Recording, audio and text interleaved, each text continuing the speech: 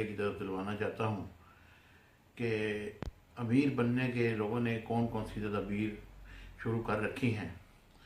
یہ جعلی bank account کا ایک بہت بڑا سکینڈل سامنے آ رہا ہے۔ کبھی کسی رکشے والے کے اکاؤنٹ سے کروڑوں روپے نکل آتے ہیں، کبھی دہی والے بیچنے والے کے اکاؤنٹ سے اربوں روپے نکل آتے ہیں، کبھی کسی بیچاری خاتون کام کرنے والی کے اکاؤنٹ سے پیسے نکل آتے ہیں۔ اس طرح جب تحقیقات شروع کی تو اب تک کی اطلاعات کے مطابق تقریباً 334 کمپنیاں، بے نامی کمپنیاں جن کے جعلی بینک اکاؤنٹ ہیں، لوگوں کے ناموں پر کھولے گئے اور ان میں ٹرانزیکشن ہوئی اور ان کو پتہ تک نہیں۔ اس کا باقاعدہ طور پر جناب چیف جسٹس صاحب نے سو موٹو لیا اور ایک اومنی گروپ بھی سامنے آیا۔ ان تمام حالات اور واقعات کو مد نظر رکھتے ہوئے اس کا دائرہ کار وسیع کر دیا گیا ہے اور تمام بینکوں کو ہدایت کی گئی ہے کہ وہ بائیو میٹرک سسٹم کو اڈاپٹ کریں اور 2015 سے پہلے جتنے بھی اکاؤنٹ کھلے ان سب کو بائیو میٹرک کیا جائے تاکہ کوئی بھی جعلی اکاؤنٹ نہ کھول سکے۔ اب صورتحال یہ ہے کہ لوگ کسی کا شناختی کارڈ لے لیتے ہیں اور وہ اس کے بعد اس کے فرشتوں کو بھی پتہ نہیں ہوتا کہ میرے ساتھ کیا ہو رہا ہے۔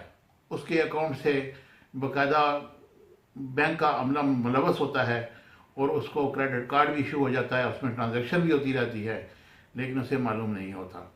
اس لیے لوگوں کو چاہیے کہ وہ کیئرفل رہیں، اپنا شناختی کارڈ کسی کو نہ دیں، اور حکومت کو چاہیے کہ وہ فوری طور پر اس پر قانون سازی کرے اور بائیو میٹرک سسٹم کے ذریعے تمام سسٹم کو کنٹرول کیا جائے، اور جن لوگوں نے یہاں سے ٹرانسفر کی ہے اماؤنٹ اور اس سسٹم کو پراگندہ کیا ہے، ان کے خلاف سخت سے سخت کارروائی کی جائے اور معلوم کیا جائے کہ یہ کون لوگ ہیں جو ان اکاؤنٹس کے ذریعے منی لانڈرنگ کر رہے ہیں۔ سوالات تو ان کی مرضی ہے، کیا کریں گے؟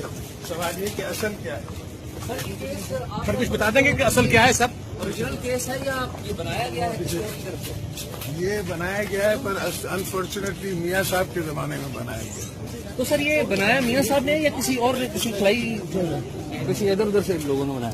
میاں صاحب کے وقت میں بنایا گیا ہے کیس۔